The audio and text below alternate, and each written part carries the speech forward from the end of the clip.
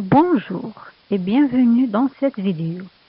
Aujourd'hui, je vais vous présenter le premier chapitre de mon cours, Gestion des ressources humaines.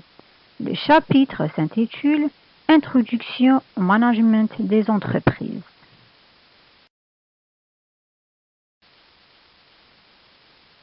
Pour le plan de ce chapitre, nous allons voir les fonctions de l'entreprise, les structures de l'entreprise et à la fin, on va voir le management de l'entreprise.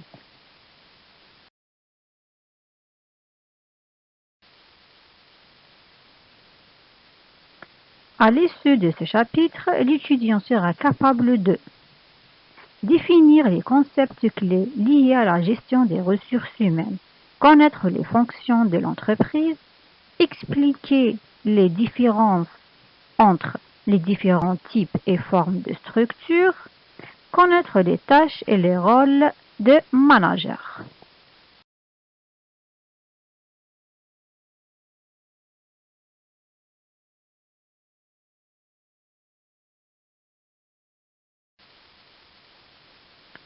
On va commencer avec l'introduction. Ce chapitre traite le problème de l'entreprise, de sa définition, de sa structure et de ses fonctions. Ils permettent aux étudiants de construire une vision précise et claire sur l'entreprise, afin de faire le jumelage entre l'entreprise comme organisation dynamique et le management comme processus de fonctionnement renouvelable et durable.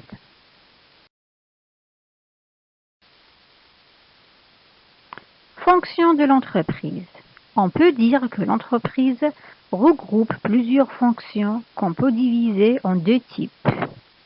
Fonction ordinaire, fonction d'intégration.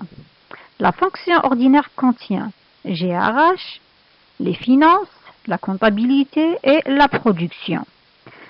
La fonction d'intégration contient l'audit, la planification, le contrôle de gestion et le contrôle de qualité.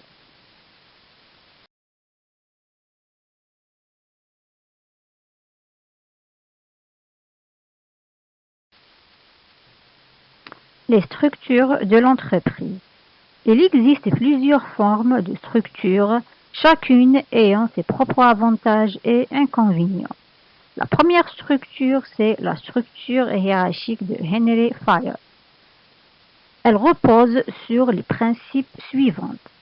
Chacune des subordonnées est sur l'ordre d'un seul chef. Le respect de la hiérarchie. Les avantages de cette structure est la simplicité et la clarté des relations. Possibilité d'isoler nettement les responsabilités. Les inconvénients sont lenteur de la circulation des informations, difficile de remonter des initiatives, surcharge de travail pour la direction.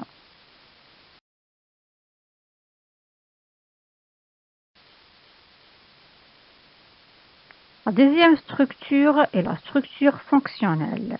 Elle repose sur le commandement et assuré par plusieurs chefs, chacune de son domaine et de compétences. Les avantages sont utilisation de spécialistes.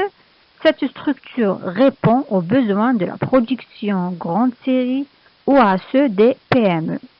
Les inconvénients sont chaque personne a plusieurs responsables, absence de coopération et de coordination entre les fonctions.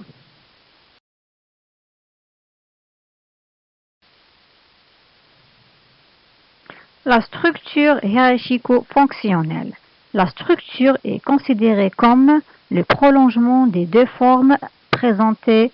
Elle repose sur la nécessité de recourir à des organes de conseil composés de spécialistes. Les avantages. Unité de commandement éclairée par des spécialistes, gestion du court terme et du long terme, car les spécialistes ont le temps de prévoir le long terme. Les inconvénients, risque de conflit entre les décideurs et les conseillers.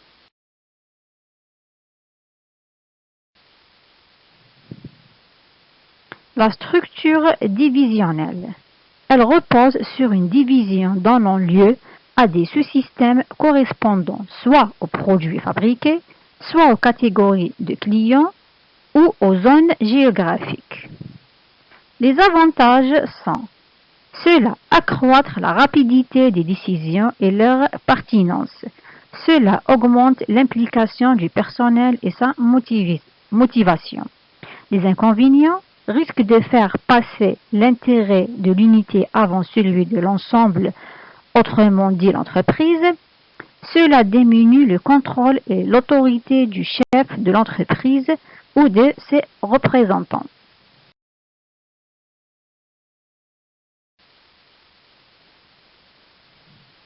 La structure matricielle. La structure matricielle est une combinaison entre la structure divisionnelle et la structure fonctionnelle. Chaque individu a deux supérieurs, un chef de projet et un supérieur permanent. Les avantages. Chaque membre des divisions bénéficie des compétences de deux responsables. La prise de décision est décentralisée, laissant plus d'initiatives aux équipes de projet, forte communication transversale et information partagée. Les inconvénients, lenteur de prise de décision, communication difficile entre les axes.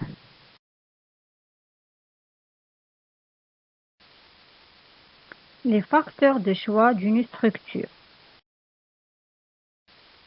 Les facteurs de choix d'une structure sont le secteur d'activité, la taille de l'entreprise, la stratégie, le système technologique et l'environnement.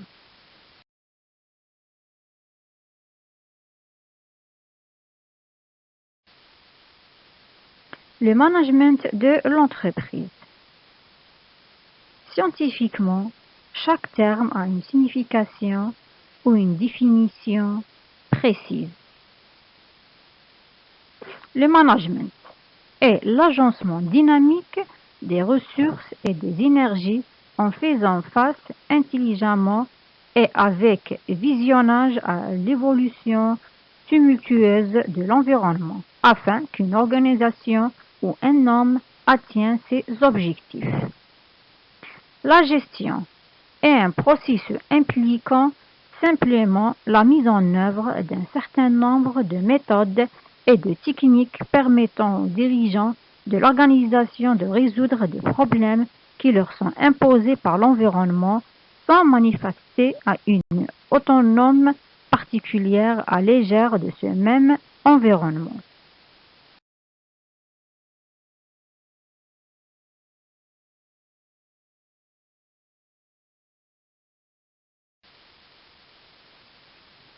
Le manager et son rôle.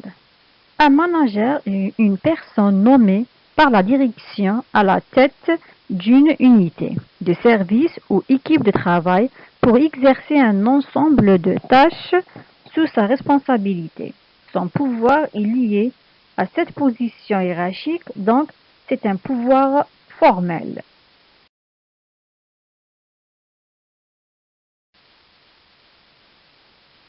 Le manager a plusieurs tâches. Organiser, animer, motiver, communiquer, faire, gérer, analyser, décider et prévoir.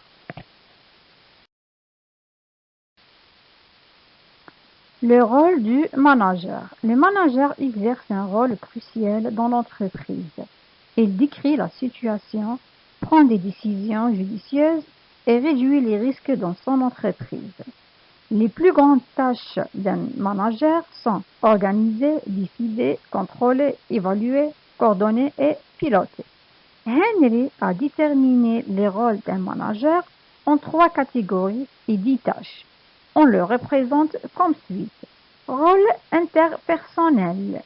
Ces tâches, c'est symbolique, leadership, agent de liaison. Rôle informationnel.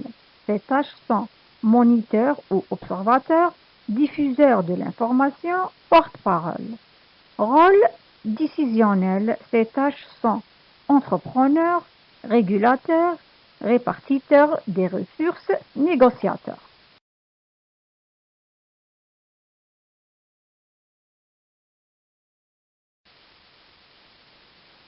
Merci de votre attention. N'hésitez pas de me contacter pour plus d'informations.